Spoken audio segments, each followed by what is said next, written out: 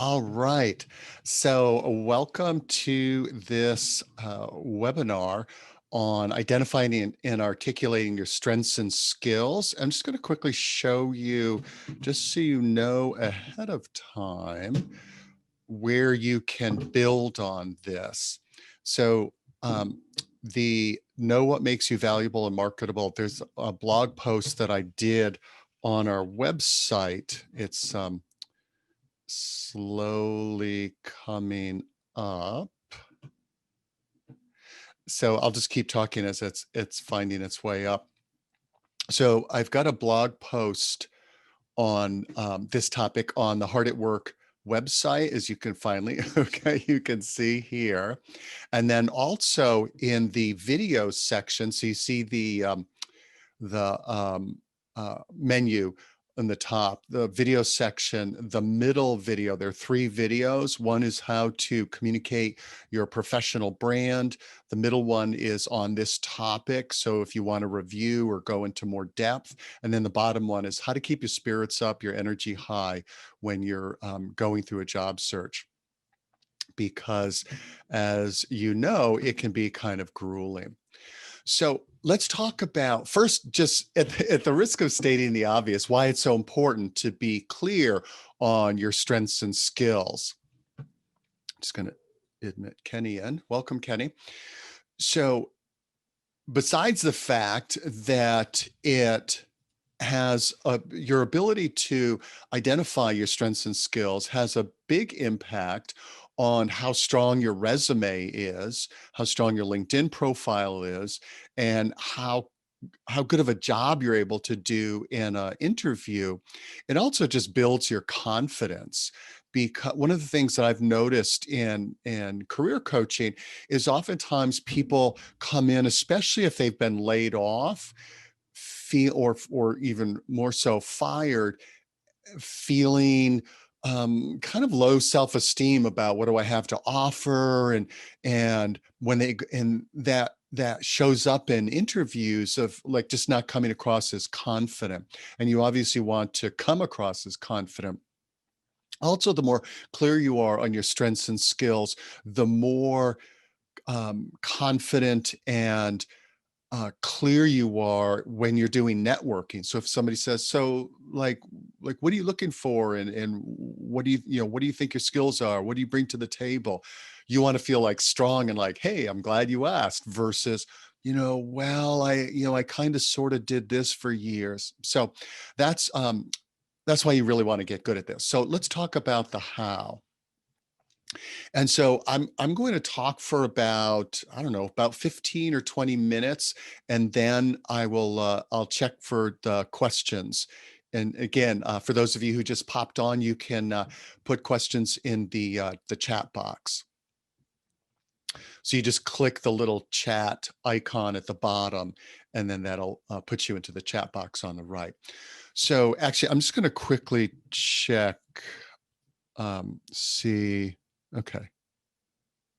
All right. Okay. So no questions. So I'm going to go back to, all right. So the first thing that you want to do, or the kind of like an exercise in getting clearer on your strengths and skills, is to rework your resume with an eye on describing the results you created. And this is something that you want to do over and above just getting clear on your strengths and skills, because one of the things that I've heard from hiring managers, HR professionals, and recruiters is we're not interested in seeing a list of your job descriptions. We want to know the difference that you made on the job. What were the results you delivered? Because you think about it, that's the only reason why you get hired or have a job, is if you're producing some kind of results. So the first thing is look at your resume. And as you're working on, I'm going to give you an example in just a moment. As you're working on it, think about, what did I do? Or let me say, me doing this particular job, what result did it lead to? What value did it provide my employer. So, okay, here we go. So I'm going to share my screen in a second. And okay, here we go. Okay. So this is actually a real person's resume, except it's been anonymized with some of you, if you're a Breaking Bad fan, you'll recognize the name, and name of the person, phone number, etc., change, and the name of the employers. So otherwise from that, it's a genuine resume that worked with somebody. So look at in this person's resume. So this is what their position was. And just to FYI, there are a million different resume formats you can use. We like to at Hard at Work, we like to use this really simple, kind of vanilla, nothing fancy here resume, because it will get through applicant tracking systems. That's the software that screens resumes to determine whether a human being actually will see your resume or not. And if there are fancy graphics or unusual formatting, the applicant tracking system will spit it out, and your resume will never see a human.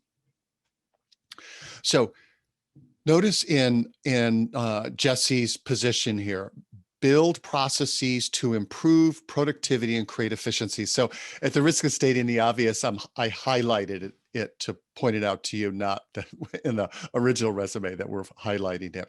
So he didn't just say build processes for, let's say, inventory management.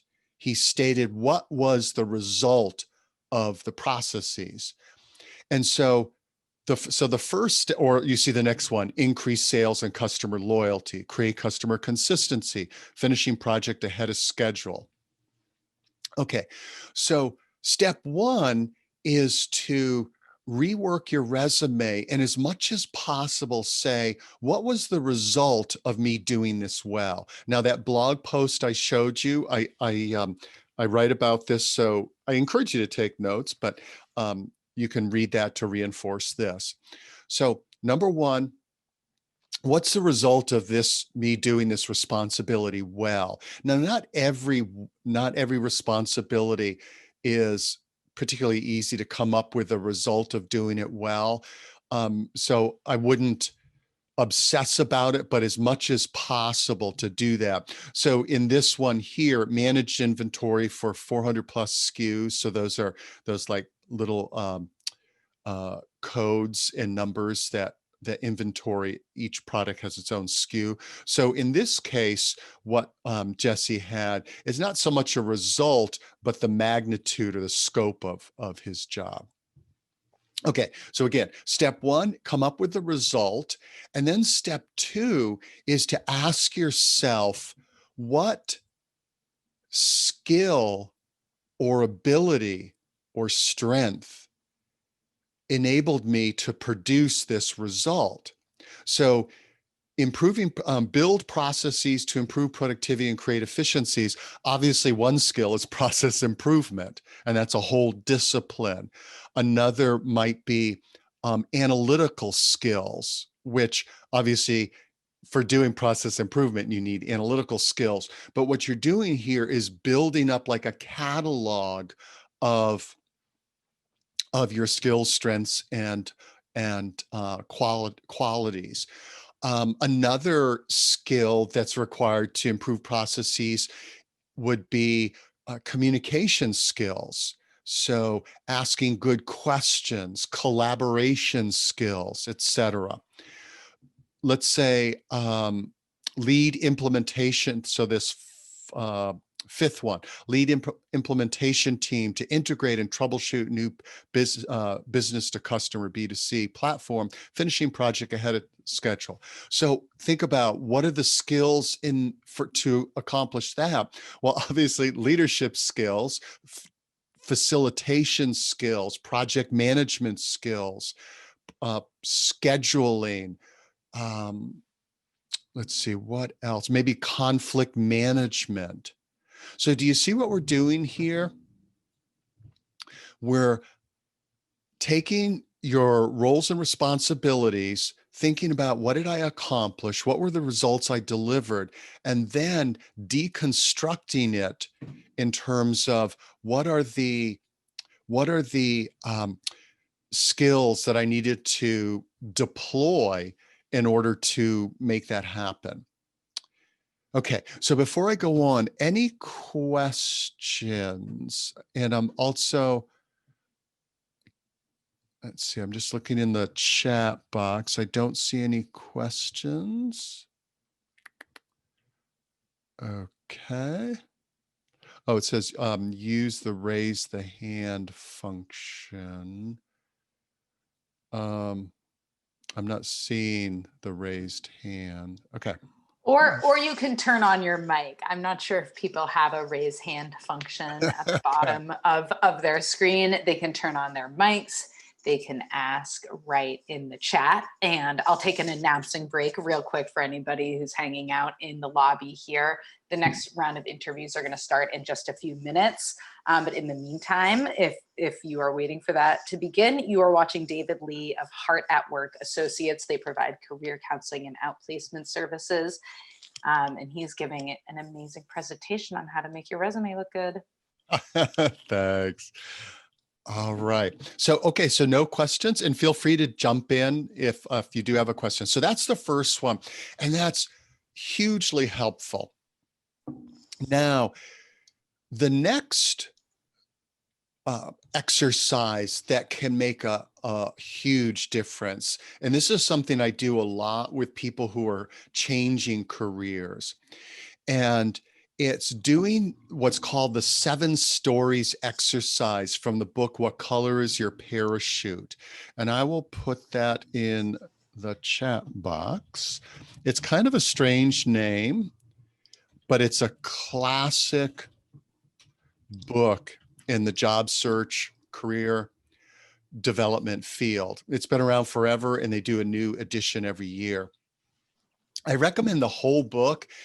And the reason why I recommend the whole book is the author, Richard Bowles, helps guide you through the way of doing job search that actually works, as opposed to what we say in the field as the post and pray or spray and pray approach that is so demoralizing, which is where you just go to job boards or go to LinkedIn and or a company's website or job boards and just post resumes and hope that somebody's going to get back to you. That's a really low odds approach.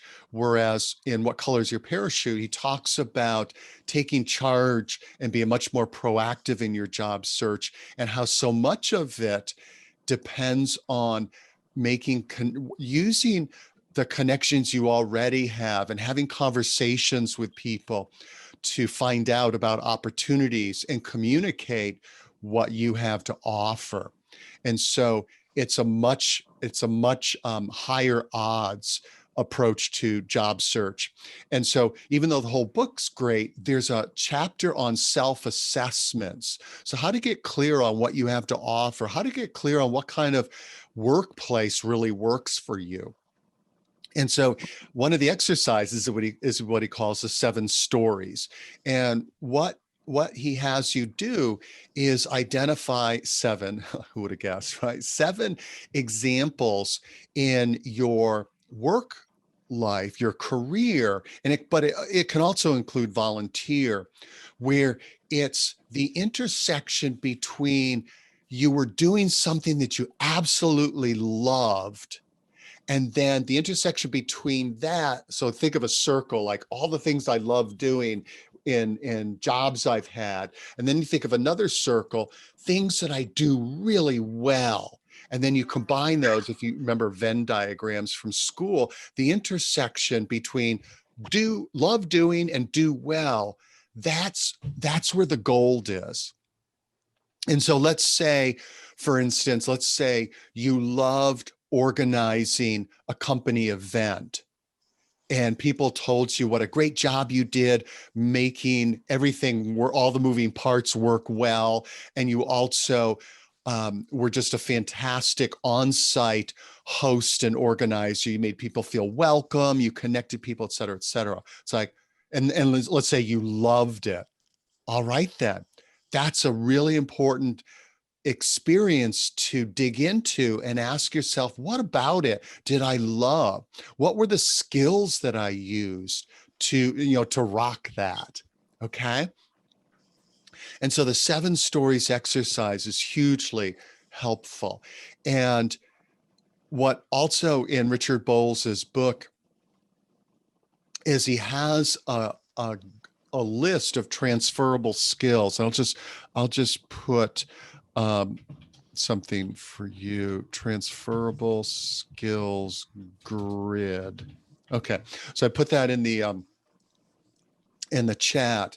If you Google that, that should get you to a PDF that has skills grid. Just make sure that will. Okay. Okay.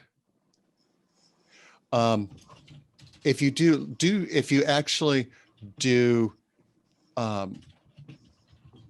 transferable skills, do transferable skills, and you can you'll find a bunch of examples. There is a PDF that I should have searched. It's been a while since I've had that. Okay, I'm not going to take your time now with that. But there is a PDF that has the grid straight right out of the book, but I really recommend getting the book. It's so fantastic. So that's an incredibly useful exercise to do to identify what you love doing and the skills that are involved in doing that make you so good at it. Okay, so that's 7 stories exercise from the book, What Color is Your Parachute? And Richard Bowles recommends people write about the 7 experiences. I found that a lot of clients feel really daunted by the writing exercise. It just feels like it just bogs them down.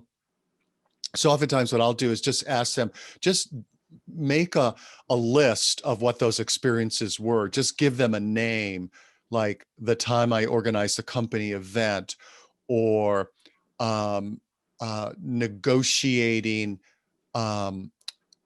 some like peace treaty between 2 warring team members. I don't know, specifics, titles that what the situation is.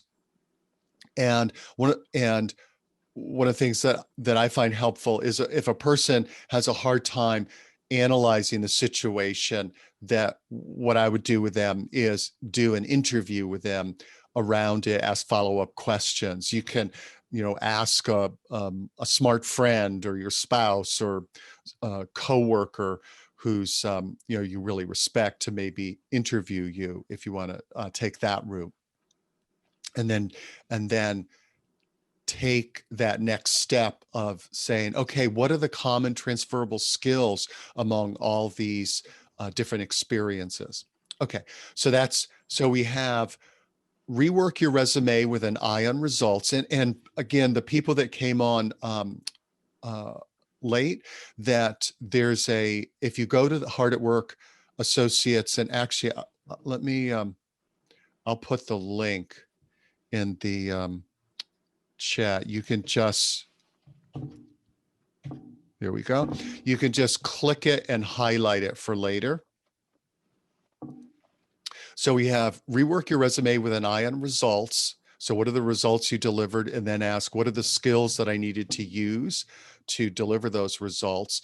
And if you, back to Googling transferable skills, if you download a couple documents on different types of transferable skills, that'll really help you think in terms of what skills you use to deliver those results. Could you And put that back on the screen for a second? sure. Okay. Let's see. Okay. Just finding it. Dun, dun, dun. Huh. Okay. It's not offering it.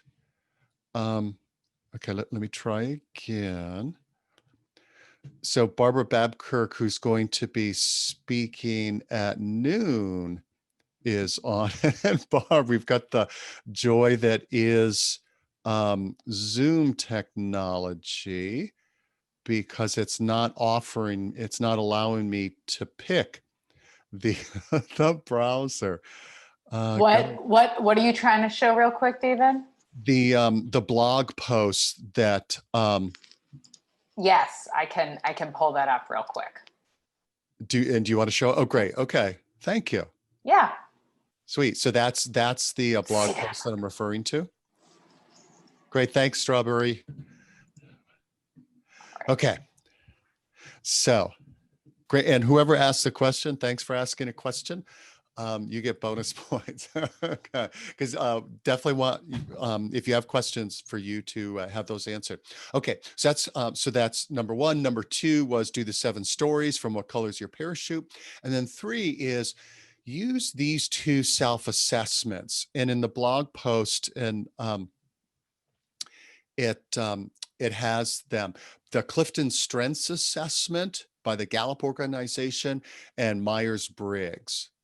So I won't go into much detail about those, but let me just say it's worth doing them. They both give you more insight into your strengths, and also, especially the Myers-Briggs, what kind of workplace environment works best for you. Different personality types do better in different environments. So some types really need lots of structure and thrive in structure.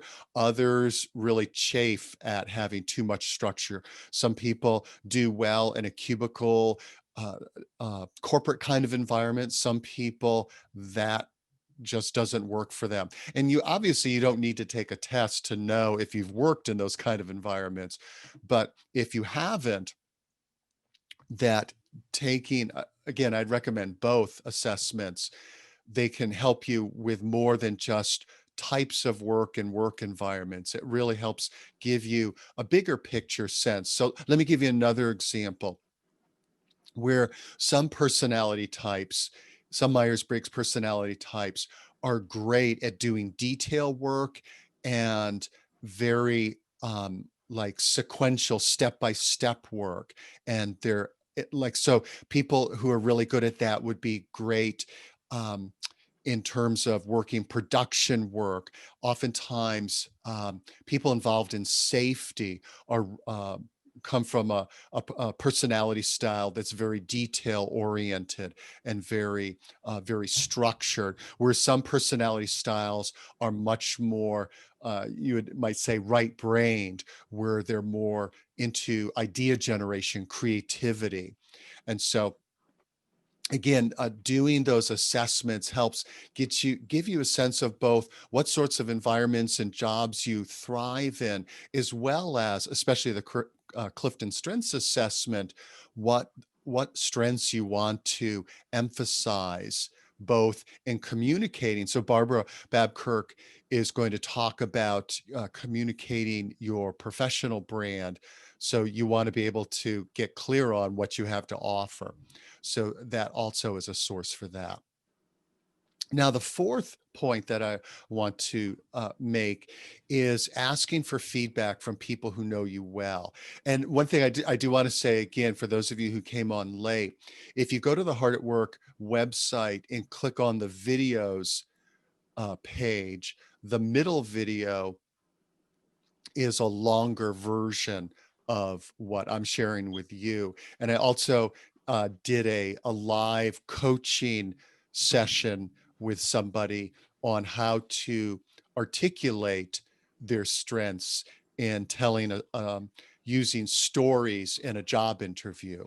So just sort of like an extra tip, that when you do job interviews, and let's say somebody says, tell me about a time you dealt with a difficult person, or tell me about a time you learned from a mistake. You want to make sure you have examples ready to share ahead of time when you're asked what's called behavioral interview questions, which those are examples of, where the interviewer is wanting you to it, give you an example of you demonstrating the behavior that they want from somebody, or the skill from somebody who would get hired in that job. And so you want to be able to have those stories, those examples good to go, and not have to think on your feet. Because, as you know, job interviews can be stressful. So that's the videos page, the Hard at Work website. So back to number 4, ask for feedback from people who know you well. And so this is something I want to give a shout out. I always like to give credit where credit is due. This is what I got. I got this idea from Susanna Liller, a friend and colleague who wrote "You Are a Heroine," a retelling of the heroine's journey, and she's also done coaching for years. And so actually, what I will do is I'm going to copy and paste. I'm just going to give one more shot at seeing if.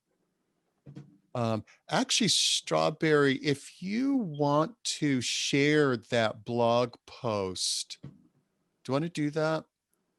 Are you still there? Yes, I am still here. Molly's here. Which, the Okay. same blog post, different one? Yeah, same blog post, please. All right. 1 second. There we go.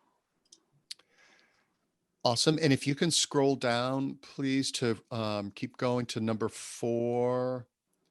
Okay, there we go. Yes. Awesome. Thank you. So there, look at the questions with the bullet points. When have you seen me at my best, and why was that me my best? What do you think my unique gifts are, both professional and personal? And when specifically have you seen me demonstrate them? Because if somebody says, oh, you're really organized, okay, that's great, but you want to get some examples of that so you know what people notice about you, as well as when you're doing the job interview, it helps you to be thinking about what are examples of me demonstrating these skills and strengths. So, what do you see in me that you think I might not see in myself? And then, is there anything else you want me to know that might help me recognize what I have to offer to a prospective employer? And so I recommend that you email, say 5 to 7, there's nothing magic about 5 to 7, but that's a good number of people, and let them know, I'm doing work on my job, search, or, developing my career. And I know oftentimes we don't see ourselves as other people do. I'd love to get your feedback. Would you be willing to do that? And from personal experience, if nothing else, besides being really helpful, if nothing else, it'll boost it'll boost your confidence. I still, every now and then, I will review. So I did this with Susanna Liller. I don't know how many years ago. And every now and then I'll review the emails that my friends and colleagues sent me in answers to these questions. And because we don't, and you can go ahead and stop sharing. Thanks, either Molly or Strawberry. Thank you.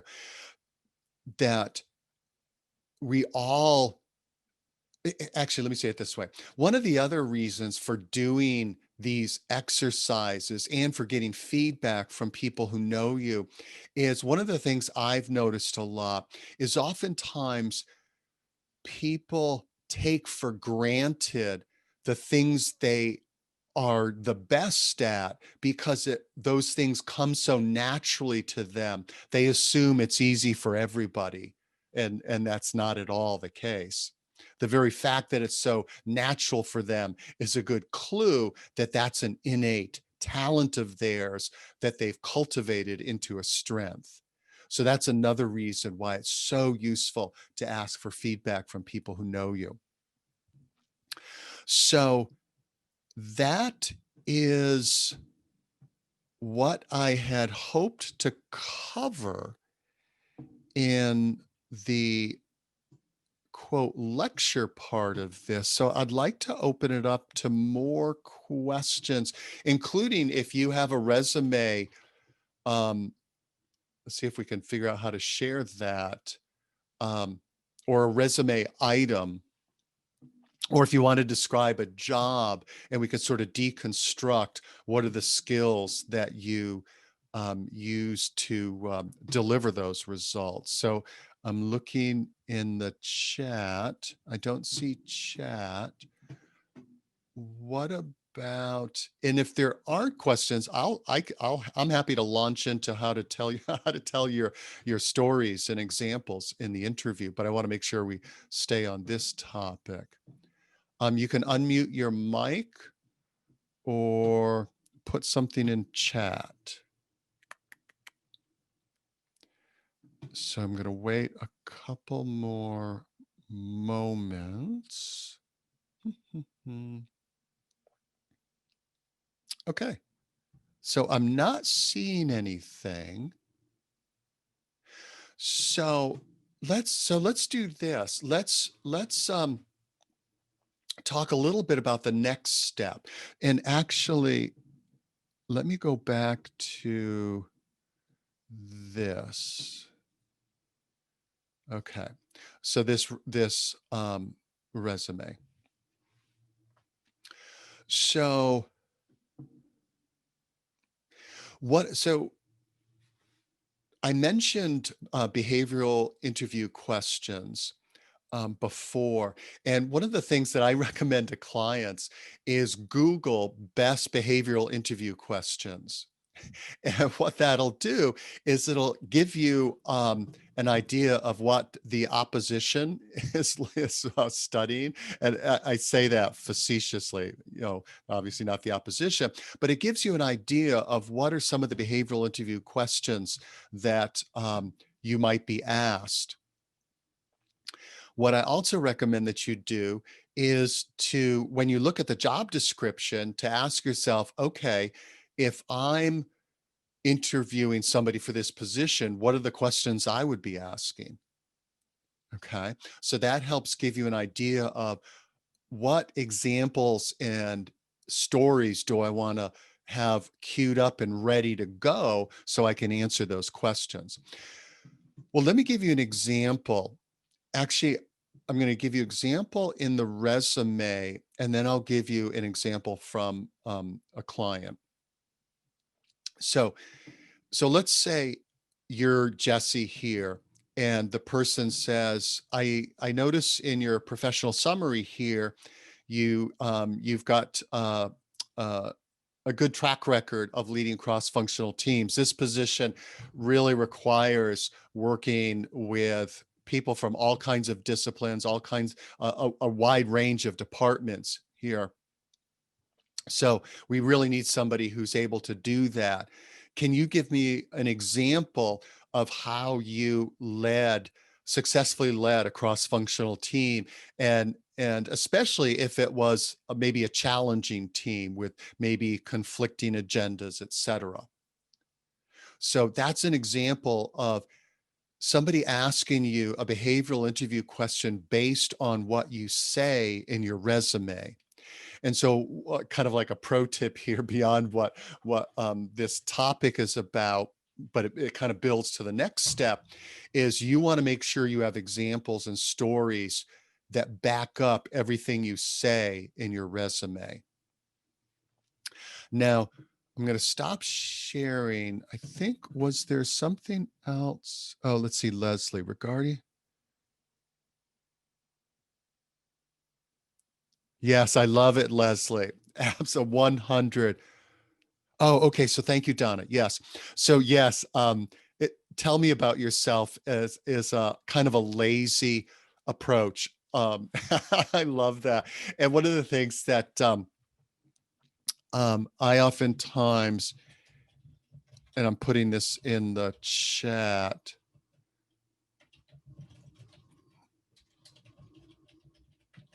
If you put in YouTube, Andrew LaCivita, tell me about yourself. I love his riff on that.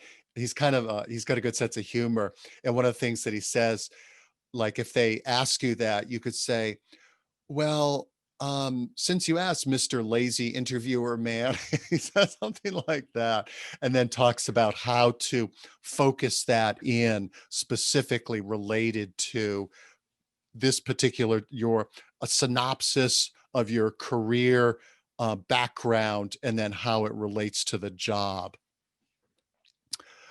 Oh, okay. So Strawberry's note. Thank you for that. And then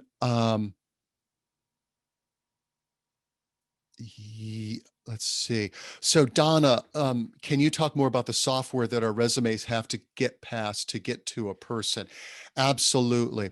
So I'll put in the name of what it's called, well, the genre. It's an applicant tracking system, ATS, and they've been around for several years now. And they're software that's designed to help employers keep track of who applied, where they are in the process. Have they been rejected? Have they been set up for an interview? Did they have the first interview, the second? Have they been hired, et cetera, et cetera? And their first job is um, unfortunately to screen you out. Okay. And so if you, actually, let me say it this way. So if a recruiter is posting a job, so let's say it's on LinkedIn, Indeed, or whatever the job site is, they put in keywords based on the job description. So let's say it says attention to detail, um, collaboration skills. And let's say one of the job descriptions, responsible for overseeing a team of, let's say, customer service representatives, um, analyze customer service reports for trends, like whatever, whatever the job description says, the recruiter will put in keywords and keyword phrases around the skills that are required and the responsibilities of the job. They'll put keywords in their applicant tracking system. And so when the ATS, applicant tracking system, gets a resume, it scans the resume and also your LinkedIn profile to see how many of the keywords you have. And if you don't have enough of the keywords, then your resume gets spit out and your resume will never see a human being. And so that's why one of the things that I say with whether it's your resume or your LinkedIn profile, there's an art and a science to it. The art is you need to write them.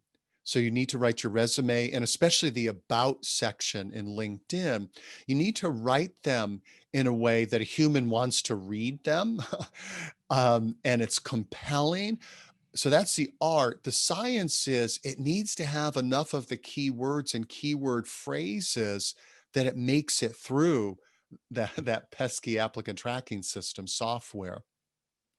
So that's what that software is about. Thanks for that question. Other questions?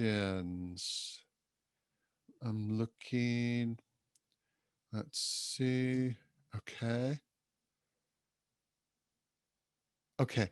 I'm going to, if there are no other questions, I'm going to give you a Can I ask little. a question in Okay. person? Hey, there you are. Hey, Kathy. Do you mind if I ask this? So I'm noticing in this period where we're all on Zoom, I'm noticing that people's pictures are their profession. If they show a picture, it's a professional, beautiful photograph. Is the way, like mine is me hula hooping, which if I'm interviewing for a job in Zoom, probably not the thing I want to offer up. Do people have two identities in Zoom where they have the professional look, and then if they're on a family Zoom with friends, they have their hula hoop portrait? Or It's a Yeah. random question, but Interesting question. I don't know if you can have two different avatars. Yeah, I would definitely not have that. I would definitely do something that's that you would have in an interview. I guess the only thing I can think of is if you had a different um, email for your family. Uh, uh, so you can have two accounts. So Barb, is it with a separate email, right? Because I know I have two accounts because I've got with two different emails. Yeah. Yep. So I would just go the two accounts. And also, thanks, Kathy, for asking. It also, that question brings you to the question around um, emails, contact emails. If you have sort of a, um, this is actually a real email. I remember years ago having somebody give me their email in a professional setting, and it was something like foxy lady at 207 at AOL.com. Like, you're kidding me. So you want to definitely upgrade your email if it's a little on the quirky or not socially or professional level. So thank you, Kathy, for asking a question. Any other questions? Actually, we're coming up to the end. I Yeah, so see one more question about from Leslie about those tracking systems. Are there common oh, formatting styles to avoid? yeah, it's great. Thank you. I didn't see that. Thanks, Molly. Um, yes, that, and that's why at Hard at Work, we have a very simple formatted recommendation is you don't want graphics. Gr- um, any sort of fancy graphics will confound your applicant tracking system and it'll get you spit out. So keeping it very simple. And one of the things though that we recommend, especially if you're in a a um, um, a creative field, is you can have um, two types of resumes. You can have the applicant tracking system friendly one. And just to FYI, Barb just sent me, Barbara Babkirk, who's speaking at 12, 2% of resumes get through applicant tracking systems. That's one of the other reasons why it's so important to make sure you're not annoying the applicant tracking system, but also why we're such big fans of having conversations and connecting with people and not just doing the post and pray or spray and pray approach. Also, no shading or underlining. Thanks, Barb, for that reminder. Okay, so there's that. So we're almost done. And for those of you who want some examples of how to tell a compelling story when you're doing a job interview, because that's so important to be able to do that well. You can watch that video. Again, it's for those of you who came late, it's the middle video on the video page at Hard at Work Associates.